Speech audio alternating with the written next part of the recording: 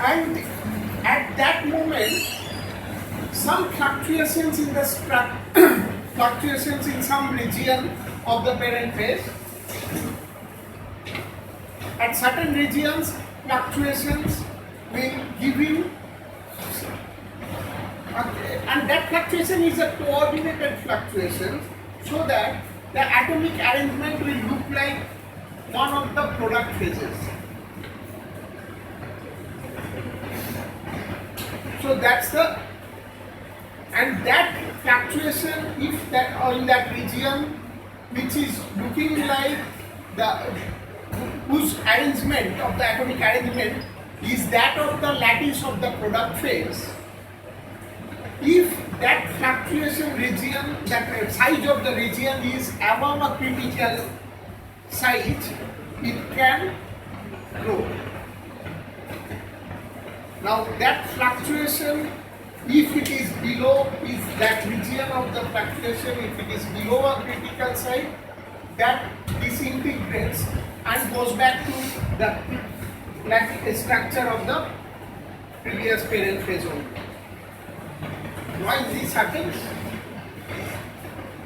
Because this fluctuation, which is giving atomic arrangement of a new phase,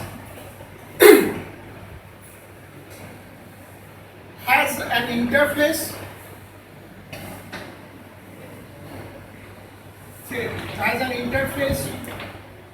with the parent phase, and that any interface contains high energy, is associated with high energy. So interfacial energy is associated. So who will provide this interfacial energy? If your transformation, because of the transformation of that volume, because of rearrangement of the atoms in that certain volume, if it gives you lower free energy, if free energy is available, which will make up for the additional interfacial energy, then only transformation can happen. If your size of that fluctuation region is very small, your transformation energy will be lower than the interfacial energy. So your total energy of the system will increase, which the system will not want, and the phase will be, that fluctuation will be transitory, it will go back, it will disintegrate, and that fluctuated region is called embryo. But if it is above a size, for a large size of that region, for that transformation energy will be enough to make up for the additional interfacial energy, so it will be stable, and that we will call it nuclear. And once nucleation happens, then that interface goes into the parent phase. That interface moves into the parent phase, so the growth happens. Okay. Now, as the growth happens, this number of atoms that are situating on the boundary per unit volume, the proportion of atoms which are situated at the boundary meaning at interface, those atoms have higher energy. So proportion of atoms which are situated at high energy side will keep on decreasing as the size of that product grows. So which is a spontaneous process. That's why growth rate is higher than growth rate, you call it R or G, whatever, is usually higher than the nucleation rate. Because for nucleation, due to that fluctuation, that region, if it is small, then it will go back. But here for growth, always it is a spontaneous, because the proportion of atoms situated at the high energy side will keep on decreasing if it grows. So if that is the case, what happens? Usually any transformation happens, it can happen through nucleation and growth. If we take it diffusional process, it can happen through nucleation and growth. So either it can happen that lots of nuclei that you can lots of nuclei of the product phase that can form. So that is also that's a transformation. Or it can happen few of the nuclei that are forming which are growing. So either through nucleation, so transformation is equal to nucleation plus growth. So either you can have lots of nuclei or you can have few nuclei which are growing. So if that is the case, if this is the case, which will be what you actually will see if that is the case?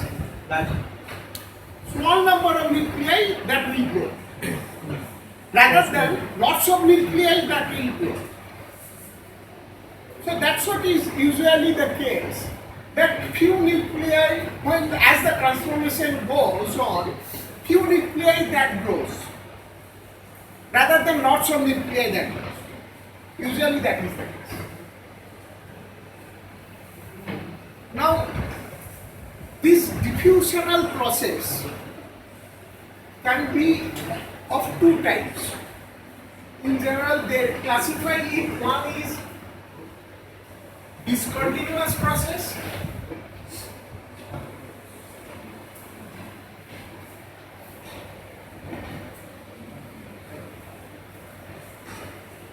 Another is continuous.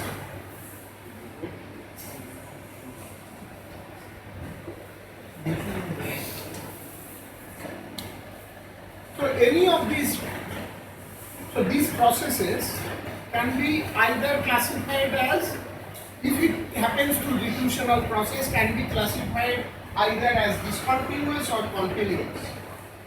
What is discontinuous process? All of you know these things, so just be interactive, you just keep saying, whoever knows, whatever comes to your mind, keep saying the answer. What is an example of a discontinuous process? Be loud so that cancer. I cannot hear.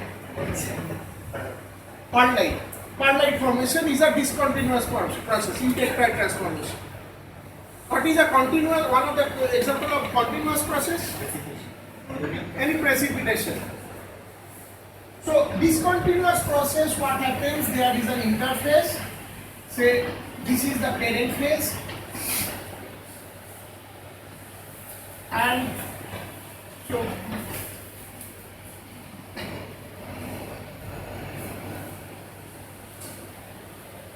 as we were saying, this is the alpha, say this is beta gamma. So the interface is moving into the parent phase. That's how the discontinuous process is going on. And until from this side, can you guys see the board? No reflection problem. So this interface is going into the matrix. And until and unless this interface sweeps over a part of the matrix remains unchanged. Okay, so matrix composition remains unchanged, the matrix remains unchanged. And the part of the region where that interface has swept over, that has transformed already. So this side it is transformed, this is untransformed. And not only untransformed, this composition wise it remains unchanged. The matrix remains unchanged. And any diffusion happens is, usually diffusion happens just like this, at the interface, from here to here, in front of the growing front of the products, the diffusion happens locally. Okay? And once the steady state of growth of this interface reaches, the growth rate of the product in the parent phase remains constant. So growth rate, whether it is G or R, whatever you denote by, that remains constant. The steady at steady state, this is constant. Now, these are comments about discontinuous precipitation. Now, comments about continuous precipitation. Why is growth rate is constant? What G by R? Oh, you didn't understand.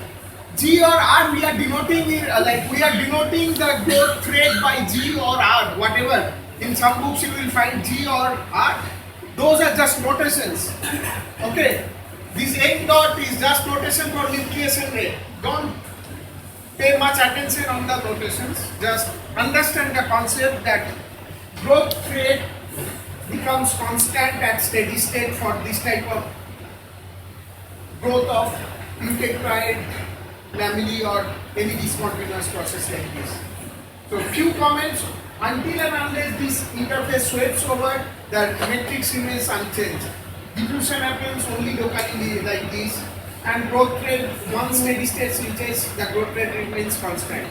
In case of continuous transformation, what happens once a nucleate form that grows in the parent phase? Okay. Now, continuously and diffusion happens through longer distance of the atoms through the parent phase to the interface. Here the diffusion, whatever the diffusion distance was, here the diffusion distance is much longer. Okay, one difference is that. Second difference is this growth rate of this interface in the parent depends on two processes. One is the interfacial reaction, another is the diffusion process. If interfacial reaction, so whichever is the slowest process, if it is interfacial reaction controlled process, if this is the slow process, the interfacial reaction, the atom going from here to here, or atom jumping across the interface, if that is the slow process, then the growth rate is constant. However, if diffusion of the atoms through the parent phase, that is the slowest process, then growth rate is not constant. Usually, when the precipitate is very, very small, that remains as an interfacial control reaction. But after, at later stage, when it grows, usually it is the diffusion control process. When the growth rate is not constant. About the growth rate we will derive the equations later. But these are the comments for now. And the matrix composition continuously changes from a value to an equilibrium value.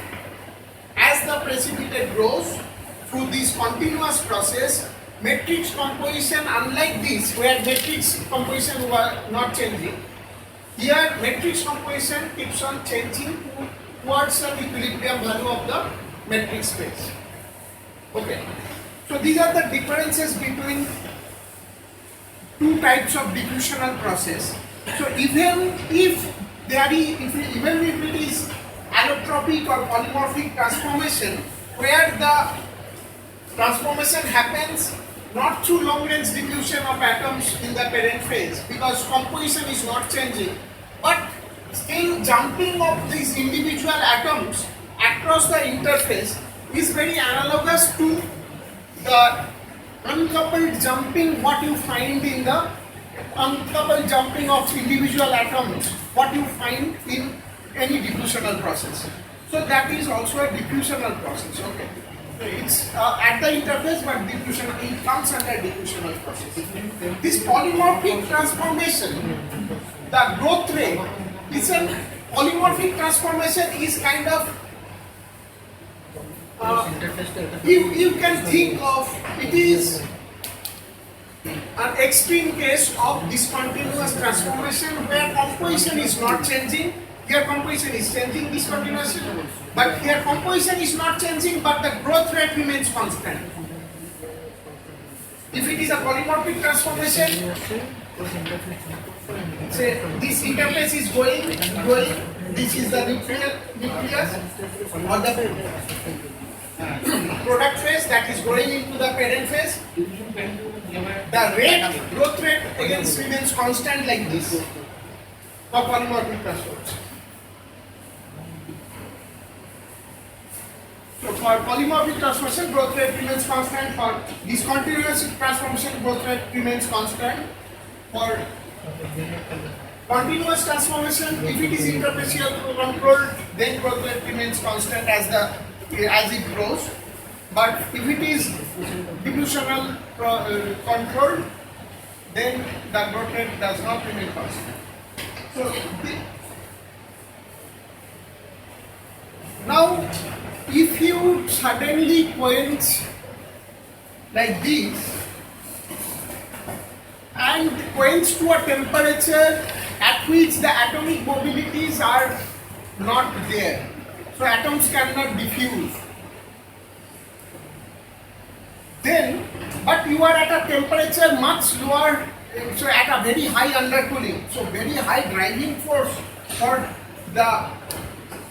a new phase to form from the higher, which is different from the high temperature phase.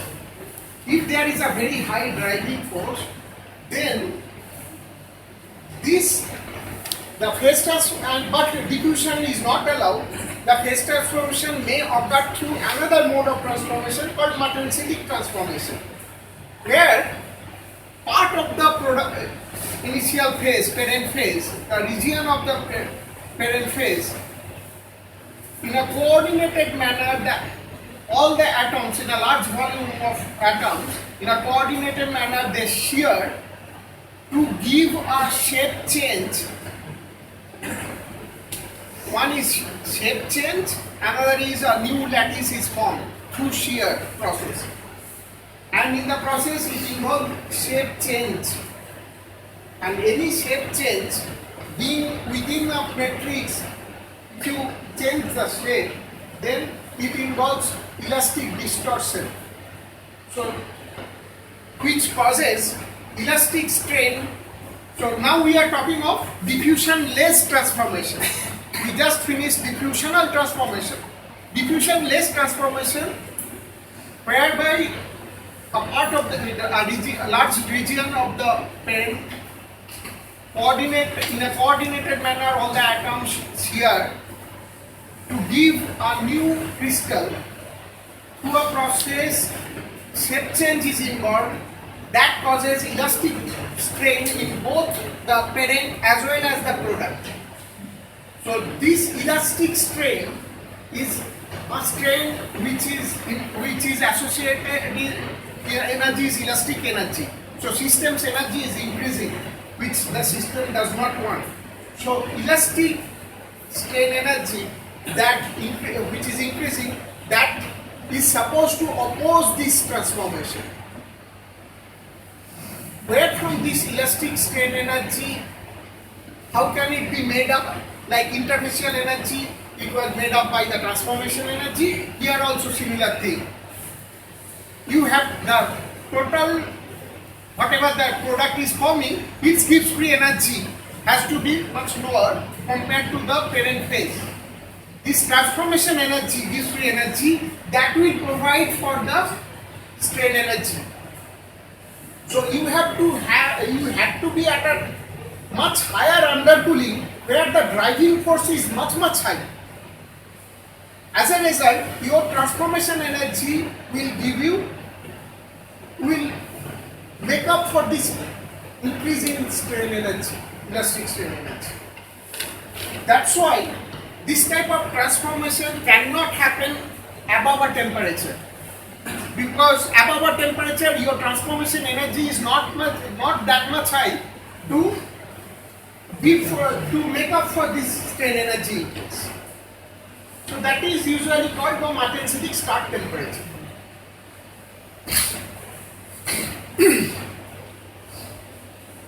Why why is it called, so this type of transformation is diffusion less transformation?